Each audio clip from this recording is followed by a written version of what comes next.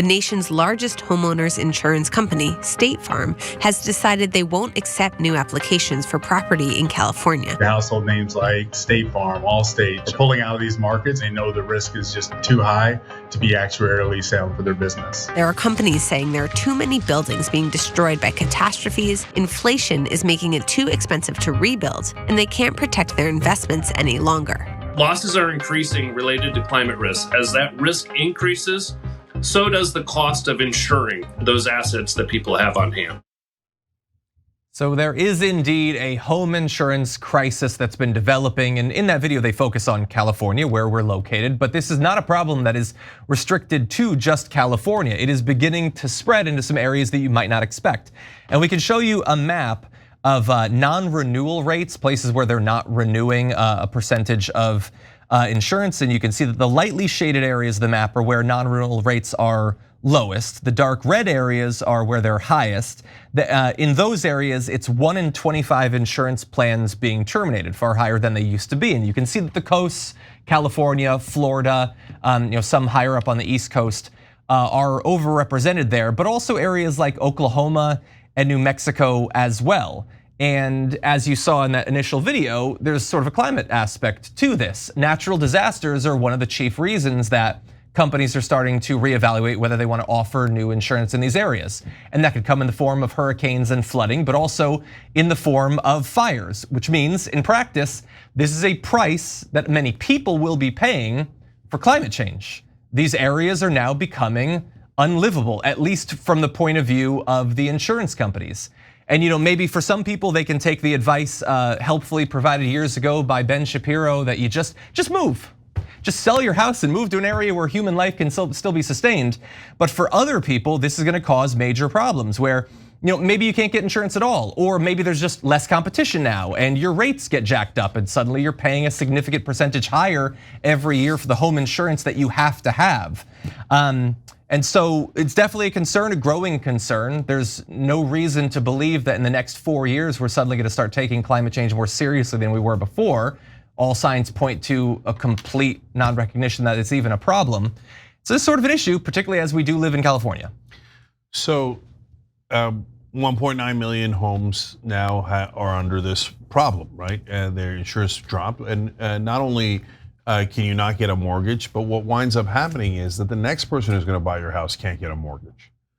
So that's the real problem, because then your property values are gonna collapse, because nobody can buy a home without a mortgage. So how can anybody buy your home? So this is going to lead to a little bit of a collapse of the housing market in wherever this happens. Not a little bit, a lot, right? So this is yet another problem for the average American.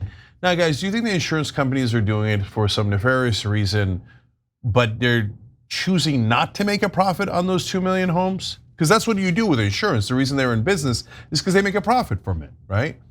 So these houses, they say we can't make a profit because of climate change. It's real, it's making things more severe. And so it's not the only thing. There's also, you've got to, clean up the forests, and that's a long story about how you do that, et cetera, because we used to have more natural fires and it would clear the brush, but it doesn't do that. The brush collects, so we got to go in and clean it out, et cetera. There's climate change is not the only factor, but it is by far the largest factor. These corporations have done enormous math on it because their profits depend on it, and they have scientists on board because their profits depend on it. And so this is not some wild theory by Al Gore. These giant corporations have looked at it and go, yo, it's definitely real and I don't want any part of it, right? So if your housing prices collapse or you can't buy a house, that's your problem, not my problem. I'm not insuring you because I won't make money on it, okay? So that's as real as a heart attack.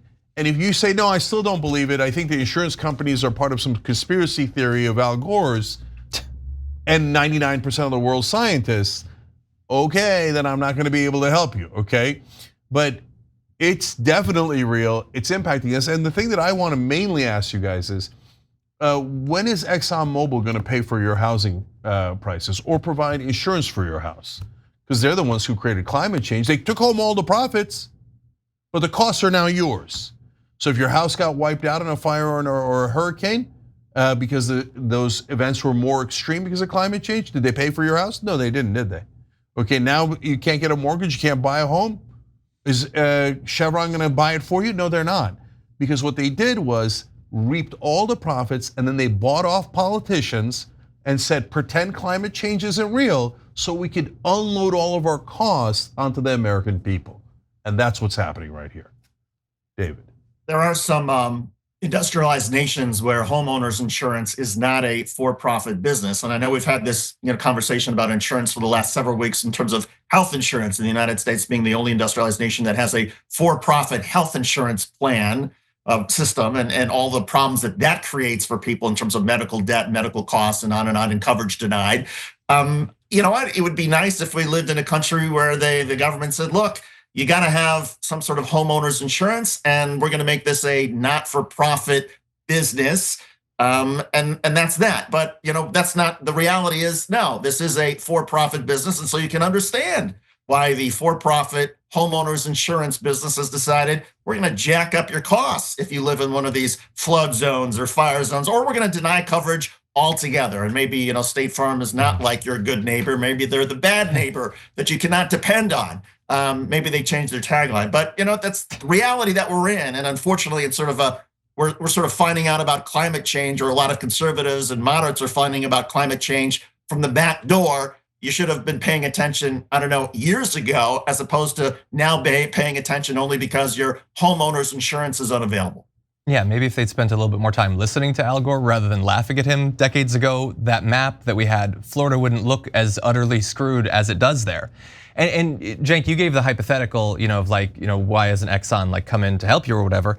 But let's just briefly call back to a story we did earlier, which is thankfully the government did provide disaster relief to some of these disasters. Sometimes the government does come in and help, but it still has to be paid for. And I'm not one of these Republicans that says, if your house gets destroyed by a hurricane, screw you. I want the government to help you. But it still has a price tag. Apparently the price tag is like $100 billion that we just had to add on. We paid for that. My taxes paid for that, and I'm glad to. But the reason it needed to be paid was because of the profits that these corporations generated for literally decades. And again, thankfully the government was there. Like I said, I'm not one of those Republicans who doesn't think we should pay for that. I'm not even like one of the Florida Republicans that when the first hurricane hit North Carolina, they told them to go F themselves. And then as soon as another hurricane hit Florida, they were like, oh, please help us out. I'm not like any of that. I'm consistent. I want these people to be helped. But that costs money, and it's going to cost more money next year and more money the year after that, and on and on and on. So when we're tallying up the subsidies that we provide to these fossil fuel companies, it's not just the $20 or $30 billion that we literally write a check to them. It's all of the necessary costs to clean up the mess they've produced. Yeah, look, we talk about AIPAC and they get $30 billion for a foreign government because they bought the politicians. How about $100 billion that the oil companies are in essence getting, because we now have to provide the relief that is actually the cost of their business, okay? That's more than 3 times what Israel gets. And then you add on top of the $100 billion, the $30 billion extra we have to pay the oil companies for no reason at all, other than pure 100% unadulterated corruption, right? So now we're going to pay them $130 billion. This is insanity, guys. Imagine if the Young Turks did this. Oh, okay, we're going to keep all the ads money from YouTube and the subscriptions and stuff. And then every once in a while you get a bill. Oh, this is, you have to pay for the lights and the cameras of TYT. And you're like, wait, why? And that's what the oil companies are doing to you, except it's not the lights and the camera. Your house is gone. Yeah. So now, by the way, the new exploding thing is, and you've seen it, it was already exploding before. It's now gigantic momentum, which is GoFundMe campaigns for, please, we're trying to keep our house. We had these health bills, we had this bill, we had the other bill, and people are like, it's kind of now become like a second government where people help each other out, right, through GoFundMe, because the government only helps giant corporations and the enormously wealthy. So we have to help each other in like a de facto GoFundMe government. So this is just madness. Thanks for watching. If you become a member, you get to watch all this ad-free, except for, of course, this ad. Still, hit the join button below.